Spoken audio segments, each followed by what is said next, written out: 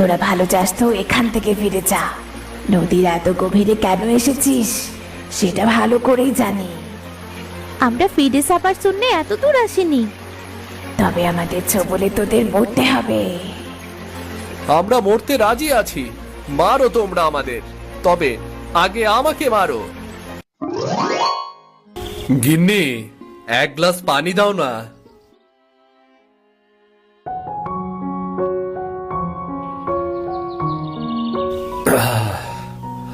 আজও কোনো কাজ পেলাম না গিন্নি, শরীরটাও বড্ড ক্লান্ত লাগছে। ছেলে মেয়ে দুটো খিদের জ্বালায় ছটফট করছে, কাল রাত থেকে না খেয়ে আছে। কি করব সেটাও বুঝতে পারছি না। এদিকে মায়ের অবস্থাও দিন দিন খারাপ হয়ে যাচ্ছে, ওনাকে একটু ডাক্তার দেখাতে হবে তো। গিন্নি, তুমি তো সবকিছু দেখছো, কম চেষ্টা তো করছি না আমি। আজ যে রান্না করার মতো কিচ্ছু নেই, না আছে চাল না আছে ঝাল তেল। এইদিকে মাকে ঠিক মতো খাবার দিতে না পারলে তার শরীরটা আরো বেশি খারাপ হয়ে যাবে। এমন করে সংসার চালানোই তো দায় হয়ে পড়েছে। আচ্ছা, আমি দেখছি রান্নার মতো কিছু জোগাড় করতে পারি কিনা। বাবা, তোমাকে দেখে মনে হচ্ছে তোমার শরীরটা ভালো নয়। আমি আর দাদা বরং জঙ্গল থেকে কিছু শিকার করে নিয়ে আসি। কবে যে মাংস খেয়েছি সেটা তো মনেই পড়ছে না। বাবা, বোন কিন্তু ভুল কিছু বলেনি। আচ্ছা বোন, চল তাহলে আমরা জঙ্গলে যাই। আকাশের অবস্থা তেমন ভালো না, তোদের এই অবস্থায় কোথাও যেতে হবে না। মনে হচ্ছে এক্ষুনি ঝড় বৃষ্টি নামবে। বাবার কাছে শুনেছি ঝড় বৃষ্টির মধ্যেই শিকার করতে ভালো হয়। বৃষ্টিতে ভেজার কারণে বনের পশু পাখি তেমন একটা উঠতে পারে না। বাবা, তোরা ছোট মানুষ, বনে জঙ্গলে অনেক হিংস্র প্রাণী বের হয় এই বৃষ্টির মধ্যে। বাবা, না খেয়ে মরার চেয়ে হিংস্র পশুদের হাতে মরা অনেক ভালো। তোমরা এত চিন্তা করো না, আমাদের কিছুই হবে না। তাড়াতাড়ি চল দাদা, বেশি দেরি করলে ফিরতে রাত হয়ে যাবে। ছেলে মেয়ের মুখের দিকে তাকিয়ে কিছুই ভালো লাগছে না। হে বিধাতা, তুমি কি আমার ডাক কখনো শুনবে না? এ জীবন যে আর রাখতে ইচ্ছে করছে না আমার। কাঁদিস না বাবা, বিধাতার ওপর ভরসা রাখ, দেখবি সব ঠিক হয়ে যাবে। এই সব বিধাতার পরীক্ষা। বিধাতা সব সময় সবাইকে কষ্টে রাখেন না। যা, বৃষ্টি শুরু হয়ে গেল যে। কতবার ছেলে মেয়ে দুটোকে নিষেধ করলাম, কিন্তু আমার কোনো কথাই শুনলো না। যাই, জ্বালানিগুলো তাড়াতাড়ি উঠিয়ে নিই, না হলে সব ভিজে যাবে। দাদা, সত্যি সত্যি তো বৃষ্টি শুরু হয়ে গেল। আমি আছি তো বোন, ভয় পাস না। খুব ক্ষুধা পেয়েছে, ক্ষুধার জন্য তো আমি হাঁটতেও পারছি না। দাদা, ওই দেখ কত সফেদা ফল। চল, আমরা ওখান থেকে পাকা পাকা সফেদাগুলো পেড়ে খাই। পাকা সফেদায় সুন্দর সুবাস বেরোচ্ছে।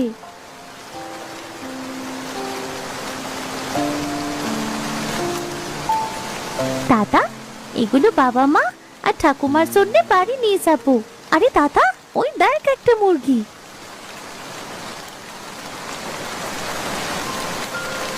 তোমরা আমাকে কেন মারছো? এখন তো ঝড় বৃষ্টি হচ্ছে। এই ঝড় বৃষ্টির মধ্যে তোমরা জঙ্গলে কেন এসেছো? তোমাদের ভয় করছে না? ভয় পেলে তো আর পেট ভরবে না। তা তুমি কথা বলছো কেমন করে মুরগি?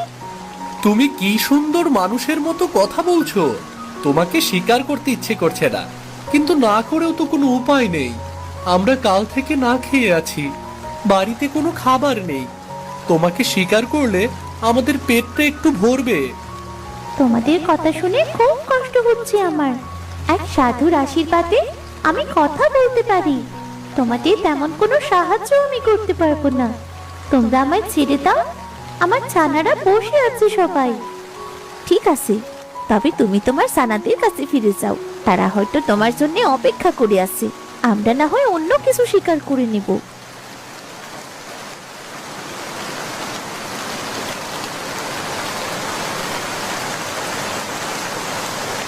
দাদা চল, আমরা বাড়ি ফিরে যাই। দেখ কেমন ঝড় হচ্ছে, গাছগুলো ভেঙে যাবার অবস্থা। এত কষ্ট করেছি, খালি হাতে কেমন করে বাড়ি ফিরি বলতো বোন?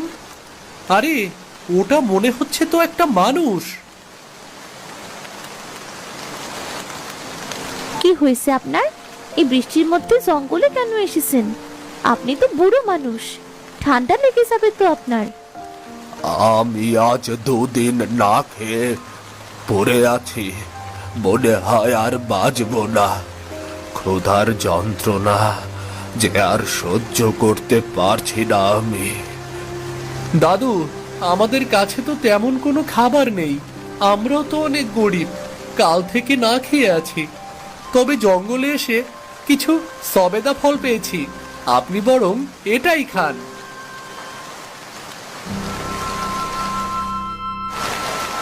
তোমরা অনেক ভালো মনের মানুষ, দেখবে তোমাদের অনেক ভালো হবে।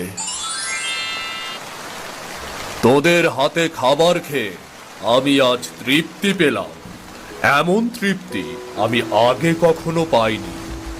এ কি, আপনি আপনি ভূত? আমি ভূত নই বাছা, আমি একজন সাধু। তোদের পরীক্ষা করছিলাম, তোদের সব কথা আমি আড়াল থেকে শুনেছি। যখন মুরগির সাথে কথা বলছিলি তোরা ক্ষুধার্ত, তবুও মুরগিটাকে ছেড়ে দিলি। তোদের কাছে থাকা খাবার আমাকে খাওয়ালি, বাড়ির কথা না ভেবে।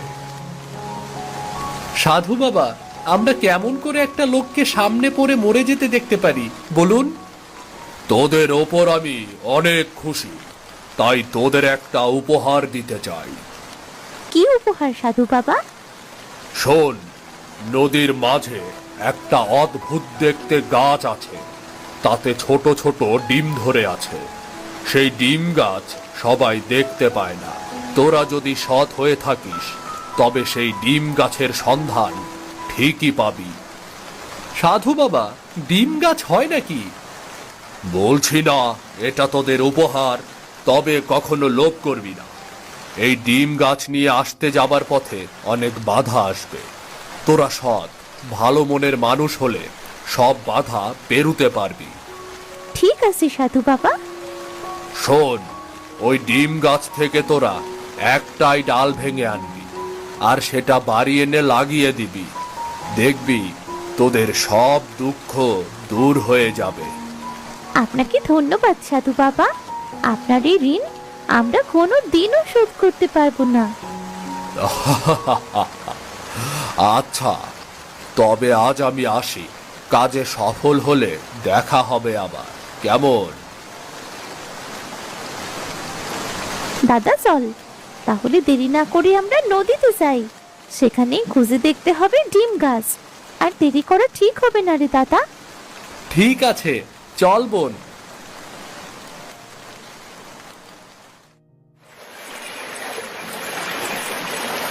ওই দেখ বোন, একটা নৌকা, কিন্তু এখানে তো কোনো মাছই দেখছি না। ওই তো মাঝি ভাই। ও মাঝি ভাই, আমাদের একটু নৌকায় করে নদীর মাঝে নিয়ে যাবে? তোদের কাছে কি টাকা আছে নদী পার হবার? না গো মাঝি ভাই, তবে চিন্তা করো না, তোমার টাকা আমরা ঠিকই দিয়ে দেব। আমি বাকিতে তোমাগর নদীর মাঝে নিয়ে যেতে পারবো না, বুঝলা? ওই দেখ কলা গাছ, চল আমরা কলা গাছ দিয়ে ভেলা বানিয়ে সেটা করে ডিম গাছ খুঁজতে যাই। বুদ্ধিটা খারাপ না, চল তবে।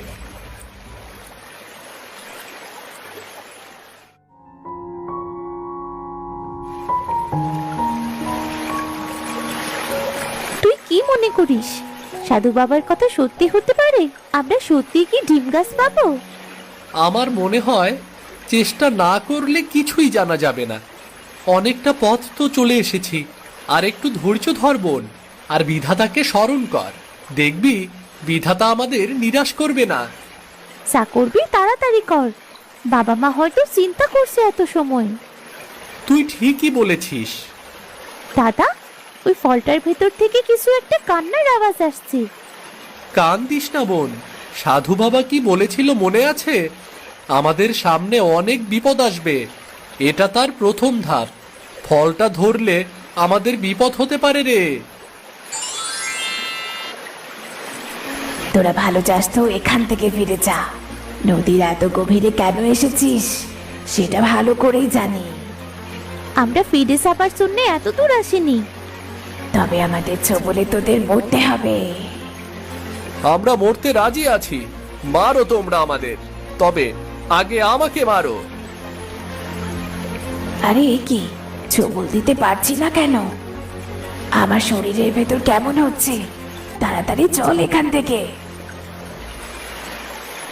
দাদা, কি হচ্ছে এসব? আমার কিন্তু খুব ভয় করছে। সবই ওই সাধু বাবার আশীর্বাদ। তুই ভয় পাস না তো বোন, আমাদের কোনো ক্ষতি হবে না, বিধাতা আমাদের সাথেই আছেন রে।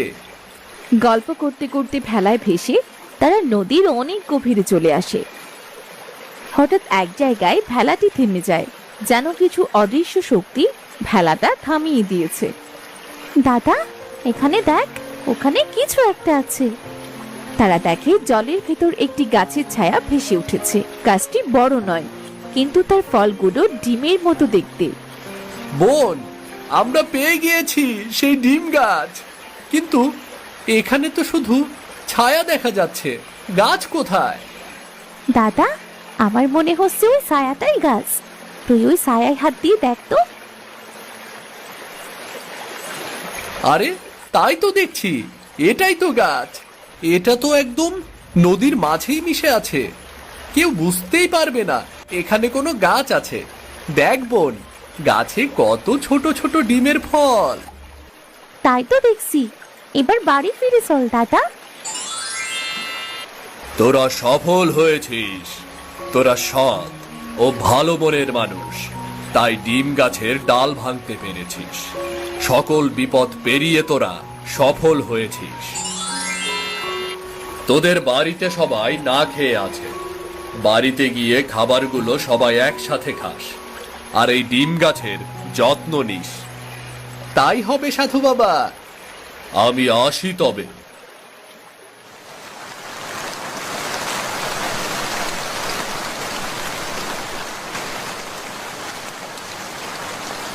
তোদের এতক্ষণে আসার সময় হলো?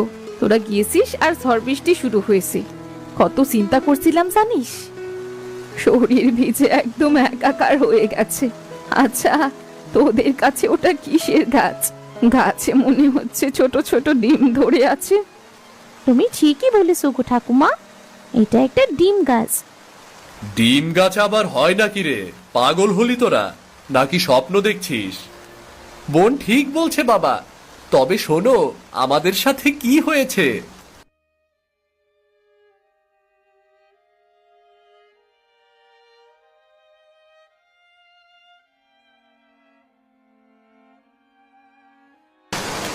এইসব কথা যদি সত্যি হয়, তবে সেই সাধু বাবার আশীর্বাদে আমাদের সব দুঃখ দূর হয়ে যাবে।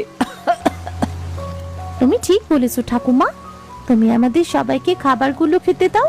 আমরা ডিম গাছের ডাল লাগিয়ে গোসল করে খেতে আসছি। ঠিক আছে, তবে তাড়াতাড়ি আয় তোরা।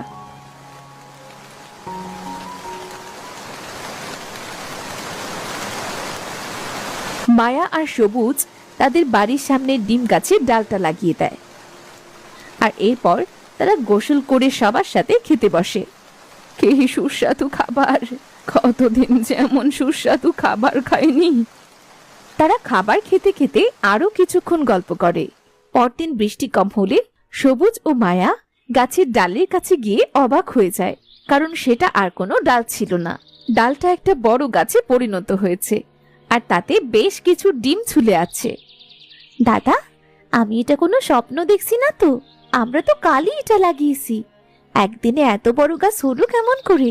মা, বাবা, ঠাকুমা, দেখে যাও কি? বোন, আমারও মনে হচ্ছে আমি কোনো স্বপ্ন দেখছি রে। কি রে, কি হয়েছে? এমন করছিস কেন তোরা? কত ডিম! এত ডিম একসাথে দেখবো ভাবিনি কখনো। বাবা, তুই ডিমগুলো বিক্রি করে বাজার করে আন, কাল রাতের মতো আজও তৃপ্তি করে খাবো। মা, আপনি ঠিক কথাই বলেছেন। মা, আমি একটা ঝুড়ি এনে ডিমগুলো তুলছি তাতে।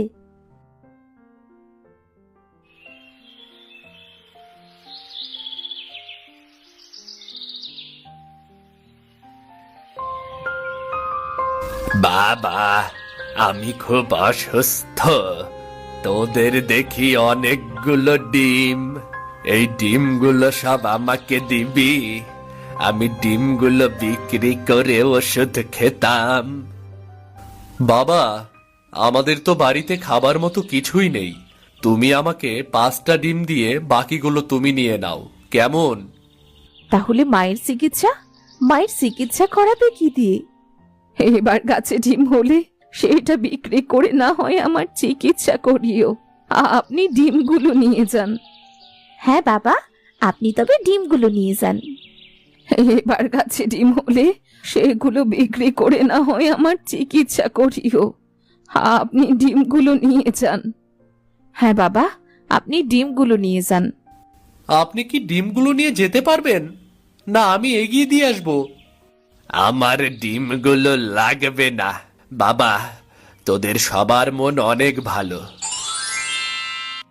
আমি সেই সাধু, তোদের পরীক্ষা করতে এসেছিলাম ডিম গাছ পেয়ে তোরা অহংকারী হলি কিনা, এই ডিম গাছ সত্যিই ভালো কারো হাতে পড়েছে কিনা সেটাই জানতে এসেছিলাম। সাধু বাবা, আপনি বড্ড দয়ালু, বড় উপকার করলেন আমাদের। নদীর মাঝে থাকা ডিম গাছটার সন্ধান দিলেন। আজ আপনার জন্য আমরা নতুন করে বাঁচার স্বপ্ন দেখছি সাধু বাবা। শোন বাছা, কখনো লোভ করবি না, তাহলে সব হারাবি। আমি আসি তবে। বলি, আমি তবে ডিমগুলো বিক্রি করে মায়ের জন্য ওষুধ আর বাজার করে নিয়ে আসি, কেমন? আমরা অপেক্ষায় রইলাম।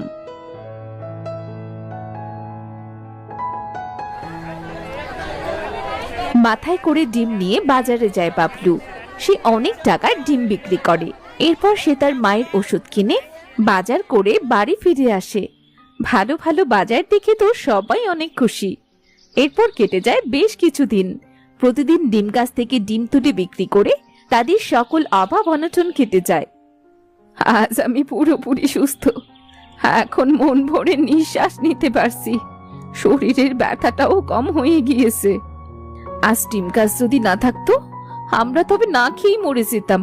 নদীর মাছ থেকে পাওয়া ডিম গাছ আমাদের ভাগ্য পরিবর্তন করে দিল। মা, বাবা, ঠাকুমা, আমাদের তো এখন আর কিছুর অভাব নেই। বাড়িও বানিয়েছি নতুন করে। এবার আমাদের গরিবদের সাহায্য করা উচিত। বেশি লোভ করতে গেলে আমরাই ডিম গাছ হারিয়ে ফেলবো, সাথে আমাদের সবকিছু। বোন কিন্তু ঠিক কথাই বলেছে।